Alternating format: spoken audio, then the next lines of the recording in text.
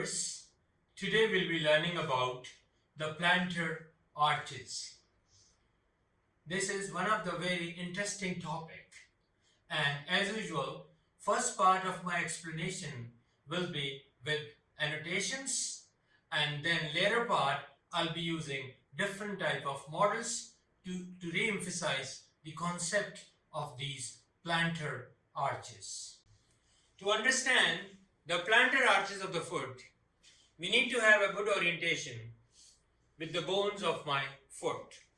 And we are looking at, let's focus on the tarsal bones. This is my calcaneum, the talus, the cuboid, the navicular, and 3 cuneiforms. And next to them, we have these metatarsal, my 5th, 4th, 3rd, 2nd, and the 1st metatarsal. So these bones, we need to be very good. Now, these arches, for that, we need to look from the medial view and the lateral view of an articulated foot, and that will explain so many factors. Right now, we are looking at the model of a foot. And this foot is described as architectural marvel. And primarily, it's a best fit for structural adaptation to function. How? Human foot has 2 functions. Number 1, it supports the body weight when we are standing or we are progressing. And secondly, it acts as a lever. What time? When we are in a state of walking, jumping, and running. So these are the 2 basic functions of a human foot. So now we are looking at the arches of the foot, and in front of you, this is my medial longitudinal arch, and on the lateral side there is my lateral longitudinal arch, and there you can see human foot is not flat, it is curved, and this is my transverse arch. So these are the 3 arches which we need to understand. So first of all, I'll be using a model of a foot with the bones, and there we can see the different bones who are contributing in these arches. And right now I'm bringing this example.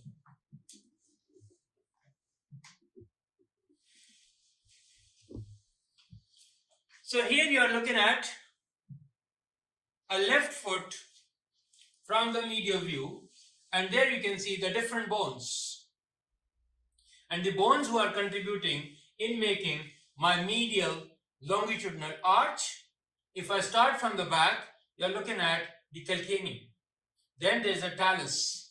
There is the navicular, and then we have the cuneiforms. Not one, the medial, intermediate, and lateral, and my metatarsals. Which metatarsals? My 1st metatarsal, my 2nd metatarsal, and my 3rd metatarsal. So these bones, and altogether how many are they? 1, 2, 3, 4, 5, 6, 7, 8, and 9 bones. They contribute in making my medial longitudinal arch. Let's look at the lateral longitudinal arch and see what are the bones who are contributing here. We have the contribution from the calcaneum, from the cuboid, and my 5th and 4th metatarsal bones are contributing in making my lateral longitudinal arch. So less bones, less height. If I compare with the medial side, you can see here 1, 2, 3, 4, 5, 6, 7, 8, 9 bones, and more bones, more height. And now, when we are making this arch, if you see here, this is my talus, and this is the highest part.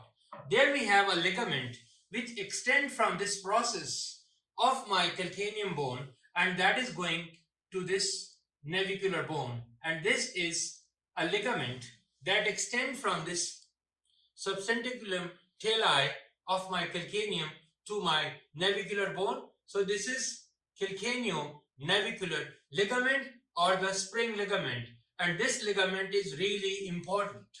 Why it's really important? Because there is a joint, and this is a joint between my calcaneum, my talus, and my navicular bone, and we call this calcaneo, or we call it talocalcaneo-navicular joint.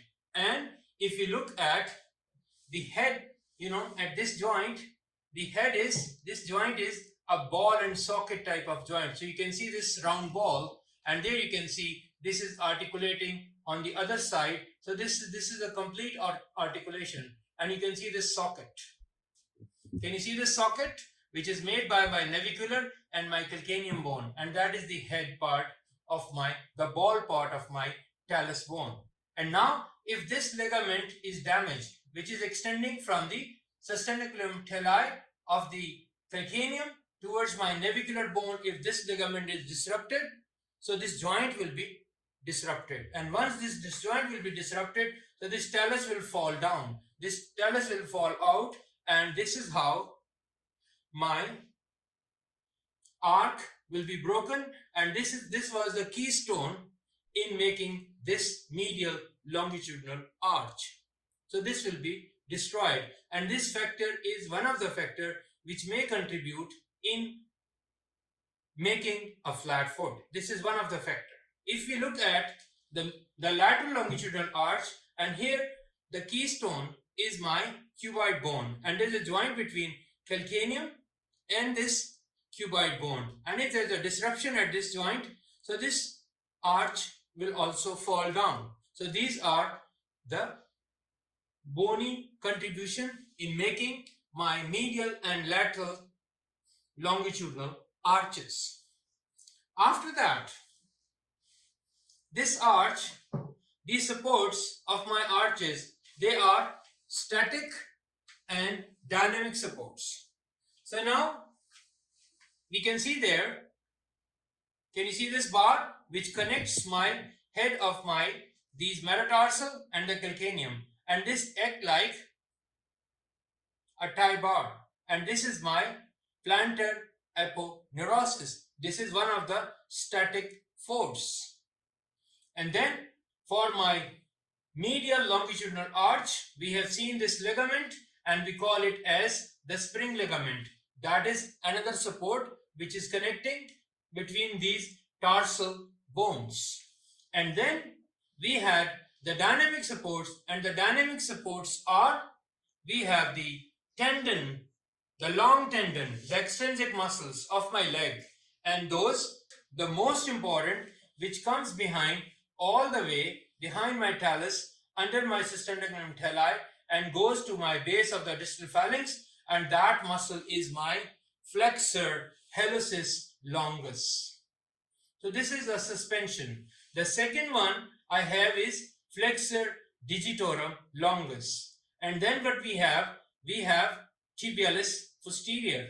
And then in the front, we have tibialis anterior. So all these muscles are making the dynamic support of my medial longitudinal arch. And if any of these factors is being disrupted, so this arch may fall, and this elevated part will be dropped down.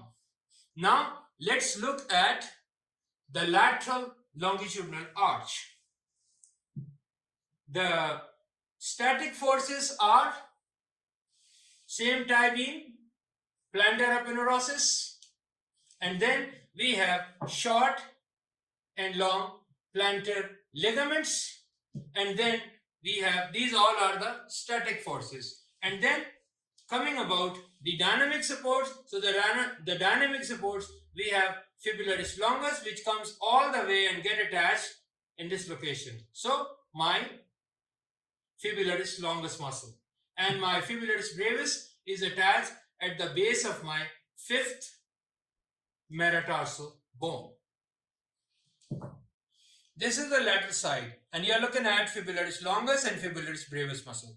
Look, fibularis brevis is attached at the base of my fifth digit, and fibularis longus, its journey is under the sole of my foot, and it travels all the way, and it going towards my first metatarsal, and there is attached towards my first digit, and on the other side I have the contribution from the tibialis anterior, and they make a sling underneath. Let's look at the dynamic support of my medial longitudinal arch. And the most important, you can see this muscle which goes all the way to the base of my big toe, and this muscle is my flexor hallucis longus. And then we have flexor digitorum longus, and there you can see this muscle is my tibialis posterior, and there you are looking at the tibialis anterior. So these muscles are the one who are making the dynamic support of my medial longitudinal arch. And on the lateral side, what we see here, the fibularis brevis and fibularis longus. These are the dynamic supports for the lateral longitudinal arch. Now compare these two models. This one is showing you the normal pattern of the medial longitudinal arch. All the factors are working perfectly, both static factors as well as the dynamic factors. But here, this is an example of a flat foot. Look, even the talus has been fallen down. This joint, which joint was this? This was talocalcaneonavicular joint. This joint is distorted. The dynamic supports has been laxed, and now this classical picture of flat foot, and you can have a good comparison between a normal foot as well as a flat foot. Let's review the plantar arches. Now when we look at the body weight, it's been transformed on our feet, and our feet are not flat. There's an arching pattern, and you are looking at the lateral longitudinal arch, the medial longitudinal arch, and in front we are looking at the transverse arch. So now let's look at on the undersurface of a human foot, and there we can see these are the points where we can see the transverse arch, and there we can see the lateral longitudinal arch, and there is my medial longitudinal arch. And this is how the whole pattern, this arching pattern, is being formed in the sole of my foot. And this will be helpful for various activities. That it's providing a dynamic support when we are dancing, jumping, running, doing all kind of activities. So we have a propulsive stage, and that is primarily carried by my medial longitudinal arch. And then once we are landing, that is usually done on my lateral longitudinal arch. So lateral longitudinal arch, it acts more like for the weight transmission, and the medial one is more for propulsive activities.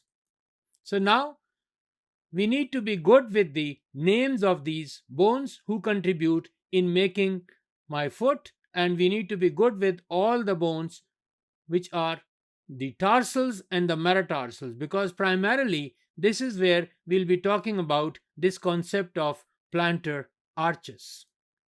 And now when we are making an arch, so what we need to do, we need to bring different ingredients. So right now you're looking at the wedge-shaped stones, and then we need a keystone, and once this keystone is placed, this arch will not collapse and it can bear weight. So this is one of the principles. Now we need additional supports, so for that we put these staples, and these staples are primarily my short and long plantar ligaments. They are acting. And then there is a tie beam which is connecting the two pillars of my arch, and this is, if we cut this tie beam, this arch will become straight. So that will be another factor. If I remove this keystone, my arch will collapse. And looking further, we need these dynamic supports. And who's providing this dynamic support? This dynamic support is provided by the extrinsic muscles which are coming from my leg, and they are coming and they are supporting these arches. So all these factors are contributing in making the arches of human body. And now let's look at the medial longitudinal arch, and here I have colored the bones who are taking part in forming, in contributing to this medial longitudinal arch. And if you're looking from a superior view, what you can see here: calcaneum, the talus, then we have the navicular, and then we can see the three cuneiforms and my first, second, and third metatarsal bones. These are contributing in making my medial longitudinal arch, and this is a medial view, and you can see the full formation, the part of my calcaneum, the talus, and then we have the navicular, and then we have these cuneiforms. Only the medial one is visible to you, and slightly you can see the intermediate is there, and then these are my metatarsal bone. So these bones are contributing, and if you count them together they are 9. So more stones, more bones. So this arch is higher up if I compare with my lateral longitudinal arch. So now let's label it. We are good with these labels. And out of them, why I color different to this talus? Talus is my keystone. In my previous slide, I have talked about how this keystone will help and interact. And now, let's look at the concept. A very important joint, and this joint is connected to my medial longitudinal arch, and this joint is formed between the talus, calcaneum, and the navicular bone, and we call it talo calcaneo-navicular joint. This is a ball and a socket type of complex joint. And this joint assists my subtalar joint in giving us the eversion and inversion movements occurring around my ankle joint. So let's isolate these bones. So right now you're looking at the talus.